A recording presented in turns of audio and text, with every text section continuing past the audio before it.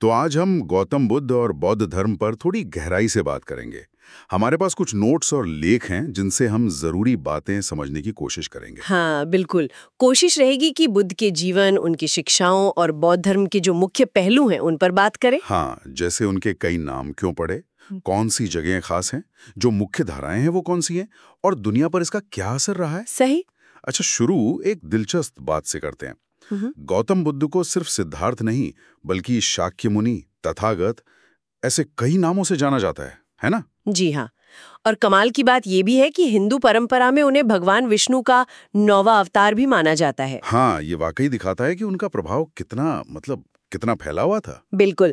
और यहीं से कहानी और दिलचस्प होती है। उनका जन्म, जैसा आपने कहा, 563 ईसा पूर्व लुम्बिनी में हुआ। लुम्बिनी, जो तब कपिलवस्तु राज्य में था। जी। उनके पिता राजा शुद्धोधन थे, शाक्य गणराज्य के मुखिया, और माँ रानी महामाया। और हाँ, ये भी याद रखना जरूरी है कि वो एक राजकुमार थे। उनकी पत्नी यशोधरा थी, बेटा राहुल था। सही।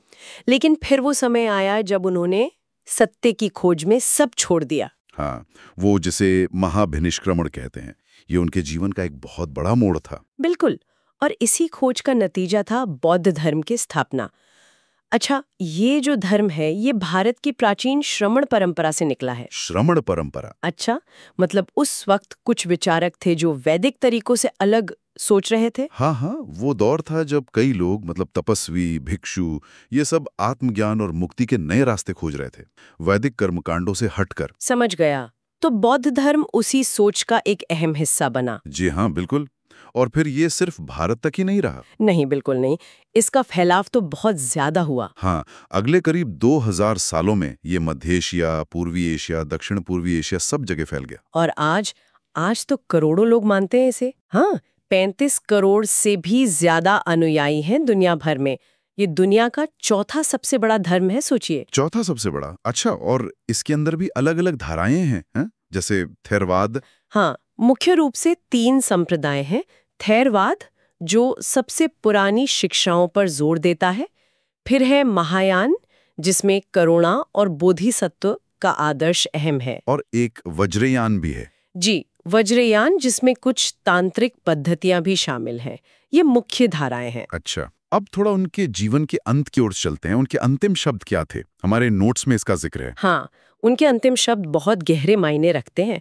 ये उन्होंने कुशीनगर में कहे थे 483 ईसा पूर्व में, जब वो 80 वर्ष के थे, महापरिनिर्वाण से ठीक पहले। क्या कहा था उन्होंने? उन्होंने भिक्षुओं से कहा, हे भिक्षुओं, व्यय धम्मा संखारा अपमादेन संपादेथ। व्यय धम्मा संखारा, इसका मतलब क्या हुआ? इसका मतलब है जितने भी संस्कार हैं, मतलब जितनी भी बनी हुई चीजें हैं, वो सब नाश होने वाली हैं, अनित्य हैं। अनित्य मतलब कुछ भी परमानेंट नहीं है। बिल्कुल। और आगे कहा, अपमादेन संपादेथा, यानी प्रमाद रहित होकर, सजग होकर अपना कल्याण करो। तो अनित्यता और सजगता, ये 2 बातें हैं। हाँ, ये उनके पूरे दर्शन का सार है एक तरह से। अनित्यता यानी ये समझना कि सब कुछ बदल रहा है और इसी समझ से दुख से मुक्ति मिल सकती है। और अप्रमाद मतलब सजगता या माइंडफुलनेस, हर पल होश में जीना। जी बिल्कुल, सावधानी से अपने लक्ष्य की ओर ध्यान रखते हुए। इसका असर सिर्फ सोच पर ही नहीं पड़ा होगा, कला वगैरह पर भी तो दिखा होगा। ओ बिल्कुल, जैसे मथुरा को ही देख लीजिए। मौर्य काल में और खासकर कुषाण काल में जो बौद्ध मूर्तियां मिली हैं वो कमाल की हैं। हाँ, मैंने सुना उनके बारे में। वो उस समय के मूर्ति कला का बेहतरीन उदाहरण है और ये भी दिखाती हैं कि बुद्ध और बौद्ध कहानियां कलाकारों के लिए कितनी बड़ी प्रेरणा थीं। और समाज में भी धर्म का गहरा असर था। निश्चित रूप से। अच्छा, कुछ जगहें भी तो हैं जो बौद्ध इतिहास के लिए बहुत अहम हैं, जैसे लुम्बिनी तो जन्म स्थान हो गया। हाँ, लुम्बिनी जन्म स्थान, फिर बोध गया जहां उन्हें ज्ञान प्राप्त हुआ, सारनाथ जहां पहला उपदेश दिया, जिसे धर्मचक्र प्रवर्तन कहते हैं। धर्मचक्र प्रवर्तन, हाँ। और कुशीनगर जहां उनका महापरिनिर्वाण हुआ। ये 4 स्थान तो सबसे पवित्र माने जाते हैं। आज भी दुनिया भर से लोग यहाँ आते हैं। तीर्थ स्थल हैं ये। और बुद्ध पूर्णिमा का भी जिक्र था। हाँ, वैशाख महीने की पूर्णिमा, इसे बुद्ध जयंती के रूप में मनाते हैं। माना जाता है कि इसी दिन उनका जन्म, ज्ञान प्राप्ति और महापरिनिर्वाण तीनों हुए थे। अच्छा, तीनों एक ही दिन? ये तो बहुत खास बात है। जी। तो अगर हम संक्षेप में देखें, हमने बुद्ध के जीवन की मुख्य घटनाओं को छुआ, बौद्ध धर्म की शुरुआत श्रमण परंपरा से कैसे हुई ये समझा, इसके 3 मुख्य संप्रदाय देखे, थेरवाद, महायान, वज्रयान। हाँ, और ये भी देखा कि ये कैसे दुनिया भर में फैला और कला पर इसका क्या प्रभाव पड़ा। बिल्कुल।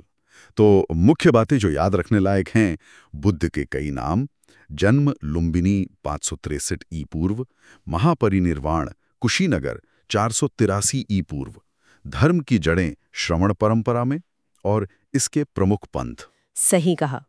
और दुनिया भर में करोड़ों अनुयायी। वाकई काफी कुछ कवर किया हमने। हाँ, अंत में एक सवाल शायद श्रोताओं के सोचने के लिए छोड़ सकते हैं। जरूर। बुद्ध के वो अंतिम शब्द, अनित्यता, सब कुछ नाशवान है, और अप्रमाद, सजगता से अपना कल्याण करो।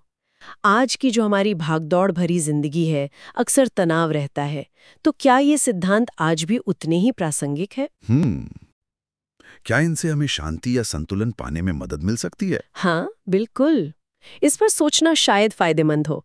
ये एक विचारणीय प्रश्न है। गुजारिश है, अगर वीडियो अच्छी लगी हो तो लाइक करें, शेयर करें और सब्सक्राइब जरूर करें। और हाँ, बेल आइकॉन दबाना ना भूलें। हाँ, ताकि नए वीडियो सबसे पहले आप तक पहुंचे।